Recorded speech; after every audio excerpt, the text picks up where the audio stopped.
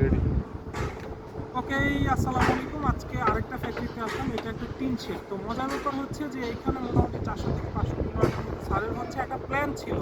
কিন্তু আমরা দেখার পরে যেটা বুঝলাম যে এই যে পার্লিন, এই যে টিন, হ্যাঁ, পার্লিন গ্যাপ হচ্ছে 4 ফিট। আমাদের এটা নিয়ে কোনো ডাউট নাই।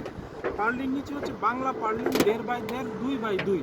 মানে হচ্ছে খুব একটা যে স্ট্রং এমন না। তো সেক্ষেত্রে প্রবলেমটা কী হবে, আমি যখন আমার প্যানেলগুলো বসাবো 20 বছরের জন্য, এটা লোডটা নিতে পারবে কিনা এটা হচ্ছে ইম্পর্টেন্ট। সুতরাং আমার লোড ক্যালকুলেশনটা করতে হবে যে 40 কেজি ওজনের যে আমি প্যানেল বসাবো এই লোডটা নিতে পারবে কিনা, নাম্বার 1। নাম্বার 2 হচ্ছে যে এই যে টিনগুলো, এগুলো হচ্ছে বাংলা টিন, এবং ওইদিকে তার আগে একটু দেখান, ওইদিকে দেখেন যে ওইদিকে হচ্ছে একদম জোড়াতালি দেওয়া, মানে হচ্ছে কোনোরকমভাবে হচ্ছে ছাদটাকে রাখা হয়েছে। এবং এইটাই নর্মালি অনেক ইন্ডাস্ট্রিতে খরচ বাঁচানোর জন্য এটা করা হয়, যেটা হচ্ছে ওয়ান কাইন্ড অফ প্রবলেম এবং বড় প্রবলেম।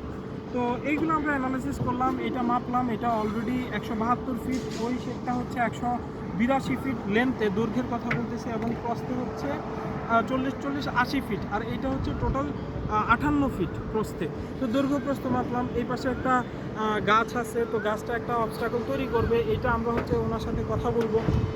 এবং আরেকটা মজার ব্যাপার দেখেন, ওইখানে হচ্ছে একটা পানির লাইন টানা আছে। সুতরাং ওইটার উপরে আমার ওয়াটারের যে মানে আমি যে কি বলে মানে পানির জন্য যে লাইন টানবো, এটা টানতে হচ্ছে না ওইটাতে, বাট এইটাতে টানতে হবে। এবং ওই 3 নাম্বার যে আমি 1 নাম্বার যে শেড যেটা ধরতেছি ওইটাতেও টানতে হবে। সুতরাং আমার এই জিনিসগুলো ক্যালকুলেশন করতে হবে। এবং আরেকটা ব্যাপার হচ্ছে যে এই যে এয়ার ভেন্টিলেশন যেগুলো আছে, এবং হচ্ছে সাদা হচ্ছে স্কাই লাইট আছে, প্রত্যেকটা শেডের উপরে স্কাই লাইট দেওয়া আছে যেন আলো ঢুকে।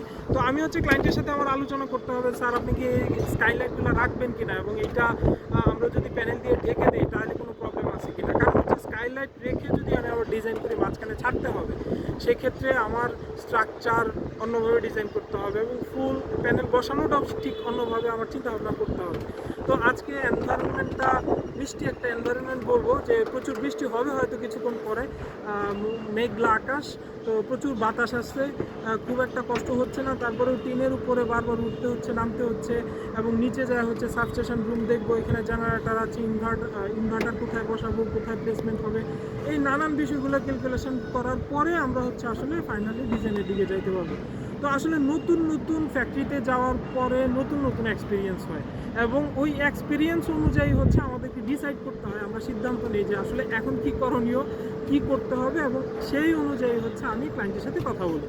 তো আমার ডায়েরিতে হচ্ছে অলরেডি আমি নোট করে নিয়েছি যে আসলে আমার কি কি কোয়েশ্চেন স্যারের সাথে আলোচনা করতে হবে, ফ্যাক্টরির যে ওনার সাথে আলোচনা করতে হবে, এগুলো আমি হচ্ছে নোট করে নিয়ে নিয়েছি। এইগুলো হচ্ছে সুবিধার জন্য, কারণ যখন আমরা মিটিংয়ে বসি হয়তো একসাথে সবগুলো মনে থাকে না, এবং পরবর্তীতে আবার হয়তো ওনাকে ফোন দিব, এটা বিরক্তিকর। এই জন্য হচ্ছে সাথে সাথে নোট করে ফেলতে হয়।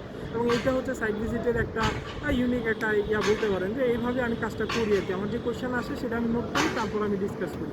তো এই হচ্ছে ব্যাপার আর কি। এখন আজকে এই সাইড থেকে অলরেডি বিদায় নিব, আর একটা সাইড আছে, ওই সাইডে আবার এখন যাবো আর কি। ওকে, আল্লাহ হাফেজ।